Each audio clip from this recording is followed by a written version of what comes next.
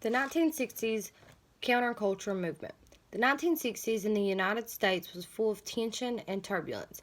During this time, some Americans attempted to promote an alternative lifestyle, full of peace, love, and freedom. The counterculture movement of the 1960s was a cultural revolution that attempted to change the typical conservative American mind to an extreme liberal mind. Those leading this revolution were known as hippies. Hippies forever changed the people of America, whether you believe it was for the good or the bad. Hippies were frustrated with racism, gender inequality, war, and politics. This frustration led to them questioning traditional social beliefs and values. Hippies supported many radical ideas like protesting, dropping out of school, drugs, sex, and challenging authority. Their ideas were simple. Hippies were only concerned with peace, love, and freedom. They could care less about education, competition, or materialism. They lived in the now and really did not think about the future. The word hippie was derived from hipster. The word was first introduced in 1940 by Harry Gibson in a song titled Harry the Hipster. In this song, hipsters were beatniks who had moved to Greenwich Village in New York City. Beatniks were followers of the Beat generation of the 1950s. They promoted anti-conformist ideals. The term hippie was used publicly for the first time on September 5th, 1965 in an article, A New Haven for Beatniks, by a journalist named Michael Fallon from San Francisco.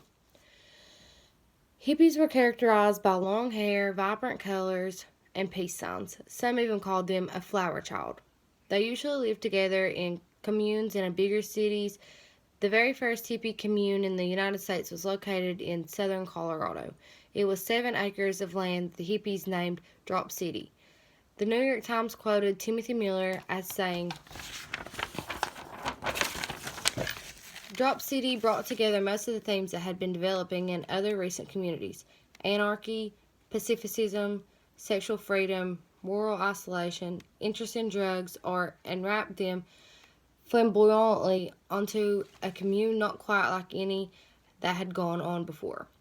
Hippie villages were located in Haight-Ashbury and San Francisco Greenwich Village in New York City and Old Town in Chicago.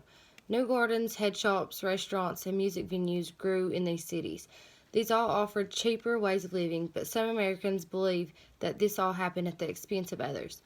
These Americans believe that hippies started all of these new businesses by stealing from others. Hippies encouraged experimenting with psychedelic drugs like peyote, acid, and marijuana. Hippies tended to avoid harder drugs like heroin because they thought they were harmful and addictive. Owsley Stanley, an ex-Army radar operator, was responsible for supplying LSD to most hippies. He began manufacturing LSD in his garage and became one of the first millionaire drug dealers in the United States.